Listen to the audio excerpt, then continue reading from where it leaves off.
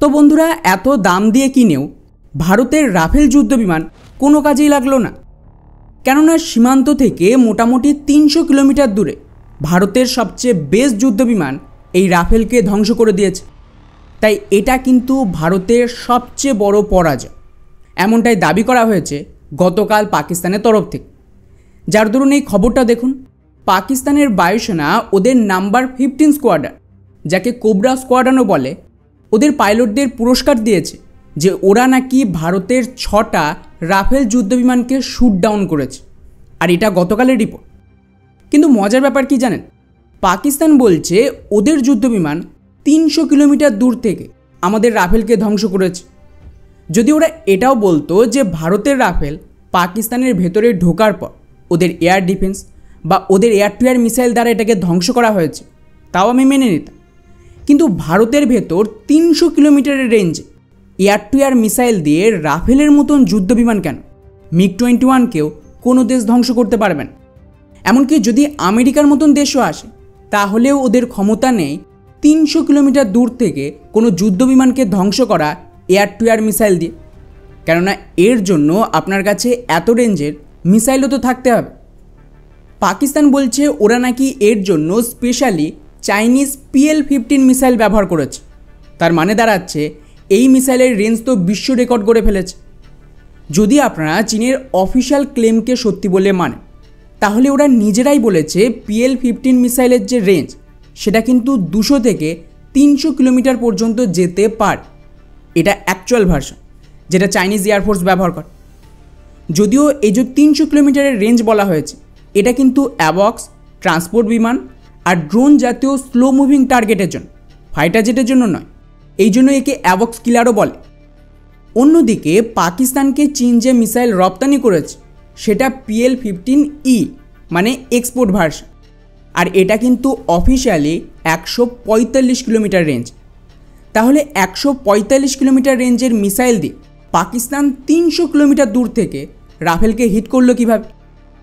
আচ্ছা চলো, কিছুক্ষণের জন্য আমরা সমস্ত লজিককে ডাস্টবিনে ফেলে হাইপোথেটিক্যালি এটা মেনে নিলাম যে হতে পারে চীন তাদের অ্যাকচুয়াল মিসাইল টেকনোলজি, যেটা ওদের বায়ুসেনা ব্যবহার করে, সেটাই পাকিস্তানকে ধরিয়ে দিল, যার রেঞ্জ হয়তো 300 কিলোমিটার।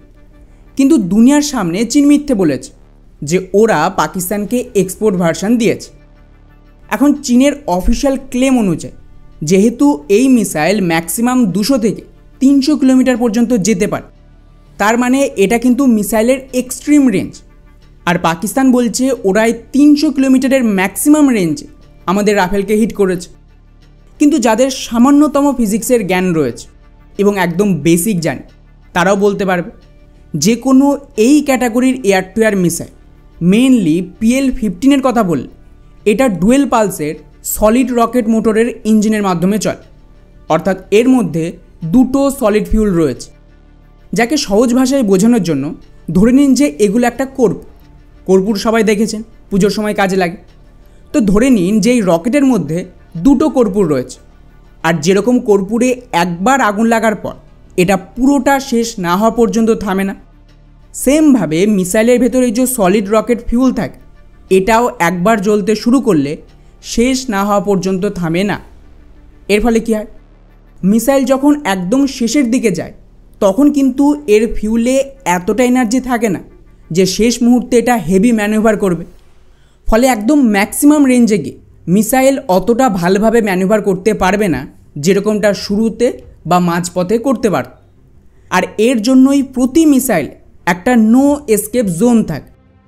উদাহরণ হিসেবে বললে, আমাদের যে রাফেল যুদ্ধবিমান রয়েছে তাতে কিন্তু মিটিওর মিসাইল ব্যবহার হয়, যাকে বিশ্বের best air two air missile বলে আজকের দিন। এর রেঞ্জ অফিসিয়ালি 100 থেকে 200 কিলোমিটার, কিন্তু এর যে নো এসকেপ জোন রয়েছে সেটা 100 কিলোমিটারের বেশি। কিন্তু তাও এটা তখন যখন এই মিসাইলে ডাক্টেড র্যামজেট টেকনোলজির ইঞ্জিন ব্যবহার করা হয়েছে। তার জায়গায় চীনের PL-15 missile solid rocket motor ব্যবহার করে। দুটোর মধ্যে বিরাট তফাৎ রয়েছে।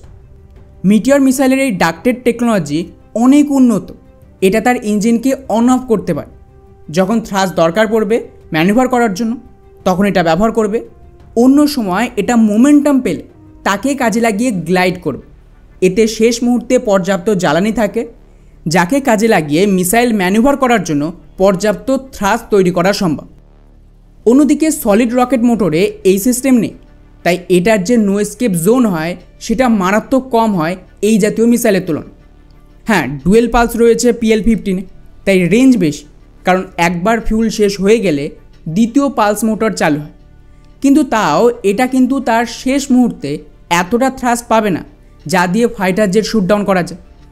এটা 300 কিলোমিটার রেঞ্জে তখনই পৌঁছবে যদি একে এক্সটার্নাল সাপোর্ট দেওয়া হয় বা গাইড করা হয় অ্যাবক্সের মতন বিমানের মাধ্যমে। এবং তারপরেও এটা কেবলই খুব ধীর গতির আর বড় টার্গেট, যেমন অ্যাবক্স ট্রান্সপোর্ট বিমানকে শুটডাউন করতে পারবে 300 কিলোমিটারের ম্যাক্সিমাম রেঞ্জ। অন্যদিকে রাফেল কেন? এখানে যদি ভারতের MiG-21 বিমানও থাকতো তাহলেও কিন্তু এই যুদ্ধ বিমান খুব সহজেই চীনের PL-15 মিসাইলকে 300 কিলোমিটার রেঞ্জে ডজ করতে পারবে। কিন্তু আমাদের এই যে দুপাশে দুই প্রতিবেশী রয়েছে, তাদের দেশে কিন্তু লজিক আর সায়েন্সের কোনো জায়গা নেই। ওরা বেঁচে আছে বম বেঁধে উড়ে যাওয়ার জন্য। তো তাদের জনগণকে ওদের আর্মি যা বলবে সেটাই মেনে নেবে, কোনো প্রশ্নই করবেন।